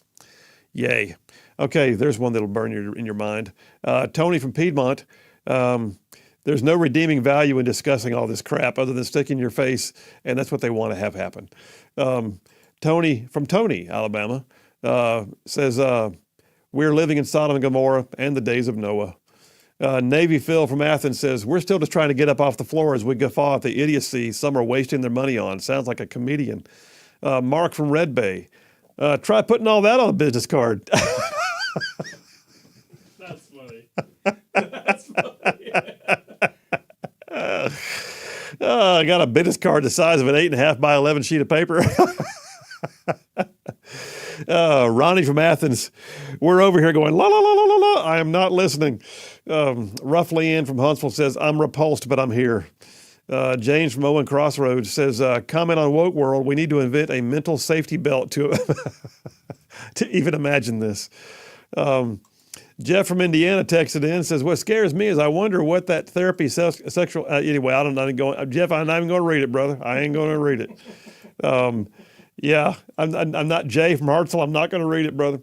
Alex from Elkmont, I'm not going to read it. JT from Lacey Springs, they, them, they is schizophrenic. I agree.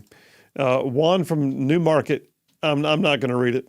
Scott from Boaz, I'm not going to read it. But anyway, Michael from Madison, he wants to know if they're serving Philly cheesesteaks at the Philly FatCon. I don't know. I don't know. I don't know. I mean, they're in Philly. I don't know. Brandon from Athens wants to know, what's up? Love the show. Thank you, brother. And then Mark from Decatur gave me 2 thumbs up. All right, let me move on. We're in, let's get this back on track, Boomer. I need a sound effect. Hit it. Adventures. You're reading my in mind. World. Boomer's over there reading my mind. We've been working together enough where he just like anticipates what I'm going to ask for. So here's the thing, Adventures in Woke World, you might, you look out there, you see, okay, Dylan Mulvaney on the beer can, you got feminine hygiene products being advertised by men. It's like, okay, come on, I don't want to support some of your companies. Well, how about this? Apparently there's a new app. Did you know this? I hate apps, by the way. Every time they say, download the app, I don't want to download the app. There's an app for everything now. There's an app for apps. There is. There is, actually. How about this? There's also a new app that allows you to scan items in a grocery store to find out whether or not that brand is a woke brand or not. Really? Yeah, it's called Veebs, Veebs. Why did I not think of this? It's got a 4.4 out of 5-star rating on the App Store. Until they take it down. Until they take it down. Veebs is a free app, by the way. It's a free app on the App Store. It says it has, quote, brands that align to your personal value setting and offers replacement suggestions for ones that don't. Are you looking it up? Are you finding Veebs right now? I'm not just looking it up. I'm going to download it. Then we got to find the barcode for you to scan. When we do that, scan the barcode this. on my bottle All of right. water and see what happens. All right. So anyway, there's a TikTok video out there that advertises the new software. It shows this lady in shopping. She's wearing a floral dress, and she's just kind of being lighthearted. She goes, the best way to fight against woke brands is with our wallets. That's why I use the Veebs app when I do my shopping. At first, she picks up a Ben & Jerry's ice cream, scans it with her phone. Oh, this has a very poor rating, she says. It's lucky to find out, though, that we also can find Bluebell, Dryers, Tillamook, Blue Bunny, Halo Top, and even Baskin-Robbins that don't have bad ratings on Veebs. Let's go pick up some ice cream that supports our values, she says. So, yeah, are you downloading it right now? Is it coming through? You got it? I'm downloading it right now. I feel like they should sponsor our show at this point. But yeah, Veebs. I'm going to go ahead and bet that there's a region of the United States, Alabama, that's about to have a massive download of Veebs. It's like, wow, we just had a download spike. What happened? So, all right, are you still downloading? Yeah. All right, while you're doing that, I'm going to the next story, and you come back and tell us what happens, all right? I'm going to put this right here as a reminder that we're coming back to your download. So here's another one, Adventures in Woke World. Which one do I want first? I'm going to do this one. Here's one that'll make you mad. So in Lisbon, Spain, there is a giant statue called the Cristo Rey. It's a giant statue of Jesus. And it reminds you of the giant statue of Christ the Redeemer down in Rio, Brazil. It's a giant statue. Stands on a giant pedestal near a river overlooking Lisbon, Portugal. I'm sorry, I was wrong. I was right the first time. It's Lisbon, Portugal. Porsche, the car manufacturer, Porsche just did a 60-year celebration of the Porsche 911, which has been around for 60 years. And they ran an ad that had someone walking near the river, and you could see the river and the bridge in the background, and then all you see is a pedestal with no statue on top of it. Why would this be, pray tell, you may ask, and I will tell you, because somebody somewhere decided it was offensive to have the statue of Jesus in the background. And so they deleted it through the magic of artistic reign here over their advertising. They literally went in and scrubbed off Jesus to make sure he didn't show up, the statue didn't show up in the ad. They got called out on it. They got called out hard. They got called out in a way that finally made Porsche have to respond. By the way, this story is brand new. It came off the Post Millennial, dated yesterday. Porsche eventually apologized for the controversy. A spokesman told the Daily Mail, in a previously uploaded version of the 9/11 launch film, a landmark was removed. This was a mistake, and we apologize for any offense caused, and the original film is now online. Well, good for them. Now, I mean, I will say this. At least they didn't double down. I don't know who made the mistake. I don't know which one of them. What gun manufacturer? Oh, H&K, Heckler & Koch. They had somebody issue a pretty, boldly liberal tweet, and they quickly regained their ground. They quickly came back and said, that's not going to happen, and that person no longer works here. Porsche is pretty much doing the same thing. A mistake. We apologize for the offense. I'd like to know, though, whose decision it was, and what was the thought process behind cutting Jesus out of a Porsche commercial. Adventures in Woke World. We're not quite done. Y'all stay tuned. We will be right back.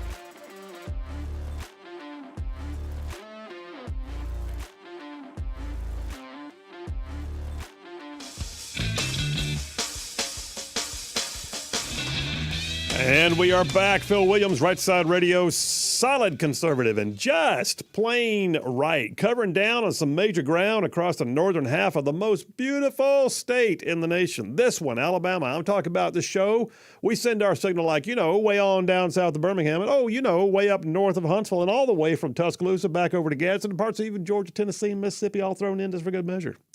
That's how big the show is. All right, hey, listen, we got more woke world. Before I get down that way, though, let me tell you who ain't woke, and that's ZLA Solutions. ZLA Solutions, they are amazingly good at doing the things that helps you to make your business better. ZLA Solutions. And they can do things like sorting and containment, quality control, help you with your logistics, your warehousing, all that kind of stuff. But their bread and butter still remains staffing. So if you need people, if you need bodies, you need people coming to work every day, they can help you find them. At blue collar, white collar, no collar, it don't matter, I always say. They can do the recruiting, the background checks, the drug testing, get you a whole crew, a shift of people. They can also just find the one or two people you need with special niche skills that are hard to find. Anyway, ZLA Solutions, they like to say, at ZLA, we don't make it, we make it better. That's their goal, is to help you make your business better. So do me a favor, check them out. Their website, ZLAUSA.com. That's ZLAUSA.com. And if you're talking to them, tell them you heard about it on Rightside Radio. They tell me all the time they're getting people calling. All right, very cool. I got to ask, Boomer, you downloaded the app, the Veebs app? I downloaded the app. All right. And I tried to get past the home page where it was asking me a couple questions, and then it still has not registered yet, so I do not know. But then I read some reviews, and it did say, great concept, excited about it, but needs some work. So a little clunky at this point? Maybe some clink and clanks. We'll see. But yeah, I haven't been able to actually get it all set up yet. Here's the thing, which you got to watch with that kind of stuff too. Yeah.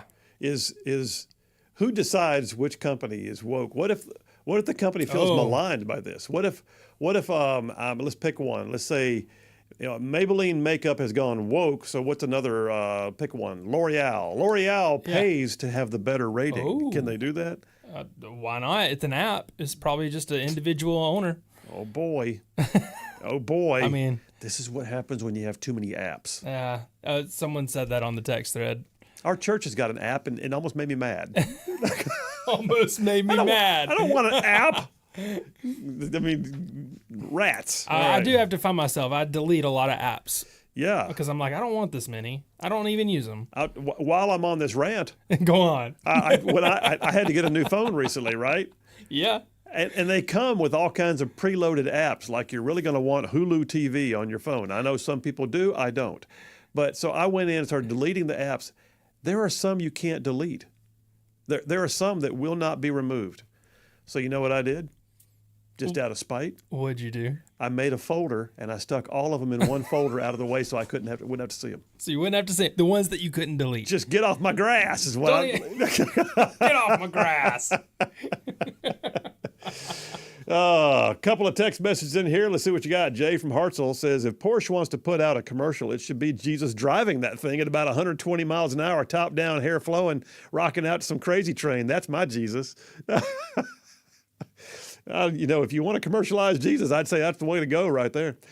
Jeremy from Huntsville says, disclaimer, woke world may make you feel as if liberals want everyone to be dumber, and may God have mercy on their souls. He's not wrong. That should be. I should put a disclaimer out every time. We're about to do Adventures in Work World. Disclaimer: it may make you lose brain cells and feel dumber for having listened. Crazy Joe from Decatur says, because he's the same yesterday, today, and forever. Porsche is 60 years old. Jesus is the same yesterday, today, and forever. Brandon from Athens on Veebs, he just said he just downloaded it. Oh, he did? He did, yeah. Brandon from Athens. Dave from Battleground. Too many apps? Yeah, I'm not even going to say what he says next. I'm just leaving that one alone. Thank you, Dave from Battleground, Alabama. Brian from Huntsville. I'm not going to read it. Jeff from Indiana. Do you need a remedial reading class today, Phil? I might, brother. I might, sure enough. All right, a couple more out of the Adventures in Woke World. So, you know what I love? I love it when liberals call themselves out. It's amazing. So Bill Maher, you may have seen Bill Maher. He's the guy that he was an HBO guy for the longest time. Real Time with Bill Maher, that's his show. And unlike other late night, show hosts, he routinely he'll say I'm a liberal, and he's a liberal, by the way. Don't mistake the fact that he calls liberals out for the fact for some possibility that he's not really a liberal. He is. But he also recognizes when they have overkill, and he calls it out. He mocks it. And by the way, the guy, I will say this: there are times when I watch things like Jimmy Kimmel, and I'm thinking, debate that guy. I mean, it's just he's some of those folks hosting at night are just empty suits, and if they don't have the audience clapping at the right time, they don't know what to do. Bill Maher, on the other hand, is somebody who I think is so extremely intelligent that it would be scary to debate him. Not saying I wouldn't. I'm just saying I would go in loaded for bear because the guy is sharp as a tack. And he says things and you look at it and go, wow, that was a very cogent thought. But Bill Maher, he has had enough with the whole idea of dudes in girl sports. He's had it. He is calling out his own leftist friends. He says, and basically he did a podcast the other day with Riley Gaines. So Riley Gaines, conservative Christian activist, fighting the transgender agenda. She went on Bill Maher's podcast, and he treated her well. Now he tried to pigeonhole her. He tried to get her to say some things like, "What was it like seeing the dude naked in the locker room?" That kind of thing. She didn't go. She didn't take the bait. But he also then kind of joined in on the idea. He said his words, Bill Maher. We are so through the looking glass right now in pretending that male and female athletes are somehow peers, and they're not. He said, it's my refutation to the people who say, oh, Bill, when you go on about wokeness, it's just a fringe. He said, it's not a fringe. It's not a few people. And he quoted the fact that this is happening everywhere and cited a number of major news stories that seem to give it like stamps of approval. So I love it when libs call themselves out. And that to me, part of adventures in woke world is when you recognize that they've gone so far over, or in his words, through the looking glass, that they call themselves out. And that's when you know they have stepped a little too far. How about this? Oh, which one do I want here? Let's see here. Anheuser-Busch. Wow, Dylan Mulvaney has crushed the soul of Bud Light. I mean, Dylan Mulvaney, if ever there was an odd bird to come in and hurt your brand, this is it. I don't know that I've ever seen. I mean, I know you don't remember this. Remember this before you were born, actually. Coca-Cola decided to go with what they called New Coke. They were going to change the formula and get away from their 120-year-old brand. I've heard about this. It was a debacle. Like, not a little bit. And this is before the internet. This was a total debacle. You talk about plummeting sales. It's got nothing on Dylan Mulvaney. Nothing. Wow. Dylan Mulvaney has crushed Bud Light. So a guy named Billy Bush. Why did I not expect his name to be Billy Bush? He's the heir of the Anheuser-Busch fortune. Billy Bush did a recent interview. He talked about this whole situation.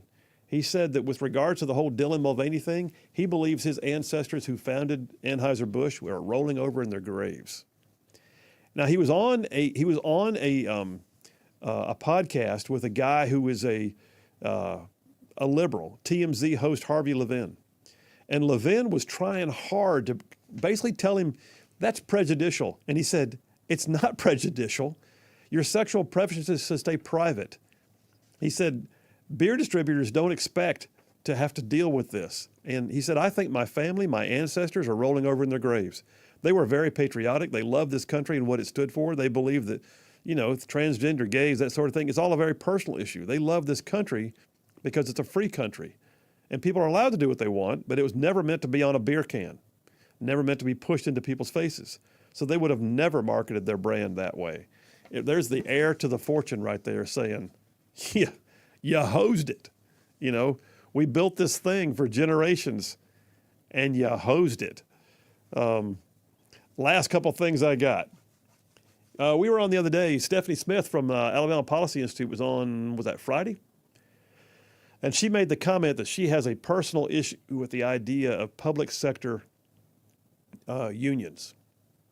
in the idea that government workers on our tax dollars unionize to force government then to do more for them on the taxpayer dime. What happens, though, when government sector unions line up with other non-governmental unions, and then in order to bring awareness, they threaten to shut down government? Isn't that a violation of the public trust? I mean, don't you at some point think that the bureaucrats who are taking your money for a paycheck should at some point realize that when they shut down the services that you paid for, it's not the same as if a private business had a walkout? Here's the deal. Newsmax. Story yesterday. Los Angeles government workers plan to shut down the whole city for 24 hours. Okay, Los Angeles has as many people as the state of Alabama. I mean, this is monstrous. You're talking about trash pickup. You're talking about potentially law enforcement. You're talking about administrative workers. You're talking about, keeping the lights turned on. LA government employees are planning to shut down the city for 24 hours. Why would they do this? Pray tell, Boomer, what could possibly drive them to such extremes? No clue. They plan to stand in solidarity with the acting community that's on strike right now.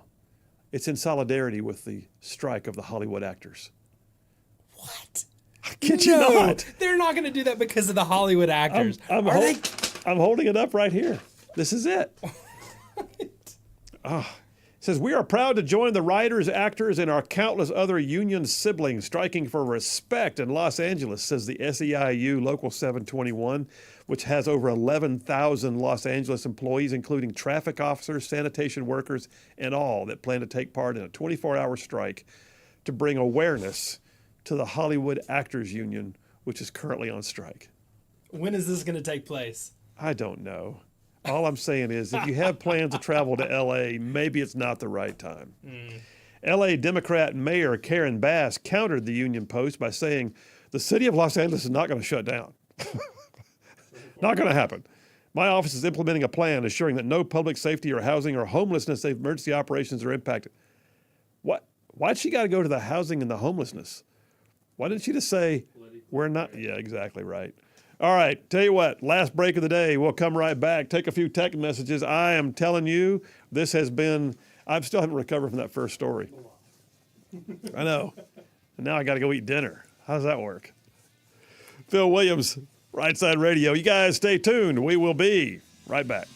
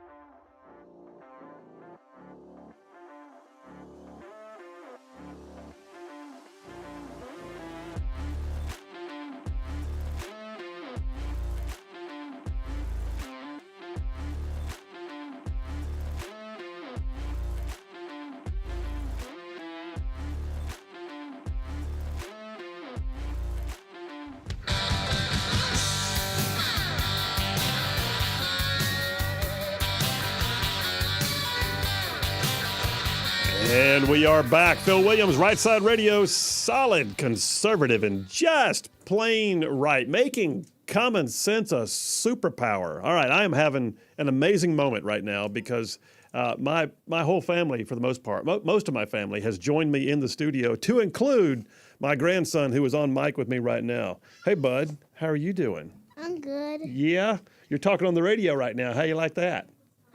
It's good. 30,000 people or more are listening to you talk right now. Is that crazy? It is. I'm just telling you, you might have a future in radio. Are you going to be a radio show guy one day? I don't know what I'm going to be. You're going to grow up and be something big and strong. I know that. I bet that's going to be good. Yeah. Yeah, I agree. All right. And you're about to have a birthday pretty soon. How old are you going to be? Good. You're going to be 4. That's crazy. All right, that means that Cap and Sweetie are really old. That's what that means. All right, hey, listen, we got an amazing show laid on today. We just did. I mean, like I have no idea how Woke World. How long did that take, Boomer? We spent a whole hour on Woke World. Did we Whole not? hour. And then prior to that, we spent a whole hour. I don't know what grade John from Huntsville's going to give me today, but I better get extra points for having my grandson talking on the mic. That's what I'm You saying. definitely will. I got to. I'll tell you what, take a few text messages now before we go any further. John from Huntsville did just give us, now, I don't know if he's had time to give me my extra points yet, but I'm going to check and see. John from Huntsville just says, Phil, you put on a great show today, but you only completed 2 dippers, so that canceled out your extra credit points. But you still get an A+. Boomer, awesome performance. Oh, wait. Phil, you just got your extra points back. He just texted in. There it is, right there. Nice.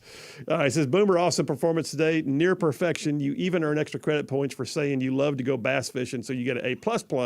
Congratulations, you are today's winner. All right, there's that. John from Brownsboro, they switched the recipe to use, we're talking about Coke. Coke had therapists. This is part of the craziness. Coca-Cola had therapists monitoring their call centers, and they determined that people were showing signs of grief and mourning for their brand, and that's when they came out with what they now call Coke Classic. They had to go back to it. Quick, what do we do? I don't know. We can't just pull a new Coke. We spent millions of dollars. Okay, Coke Classic. And guess what? One Coke Classic. Guess what faded away? They switched the recipe to use corn syrup versus sugar, but calling it New Coke killed them, and they kept the corn syrup, but they called it Classic, so everybody came back. Anyway. There it was. They figured it out quick and fixed the problem. Have you ever had Mexican Coke? Yes. They actually use corn. They actually use the real cane sugar. Yeah. Oh my gosh. Yeah. If you can find Mexican Coke bottles, that's the way to go. Which is a little weird that I just said that, but okay. JT Lacey Springs said, I almost overdosed on woke today. Thanks. I think I'll relax and imagine how Elon Musk sits on Zuckerberg in the ring and he cries tears of humility. Musk has got to win that. Do we know when that's going to be yet, by the way? No, we don't know when it's going to be. I don't know. Musk, I mean, I said yesterday, what's going to wind up happening is Zuckerberg's going to be a little spider monkey running around the ring, and Musk's going to have to take him out like quick. Yeah. Zuckerberg, I looked him up. I said I didn't know what he looked like, but I looked him up. And he's a pretty fit guy. He's been working. He'll be a whippersnapper. A whippersnapper. Kenny from Elkmont says, with regards to the LA shutdown, why stop at Los Angeles? Shut down the whole state of Caligomora.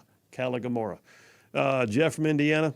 I would love to have a live video feed from one of these therapy sessions. It would probably be one. Never mind. You know what? I ain't going to read the more. I ain't going to read the more of that. I'm just leaving that one alone.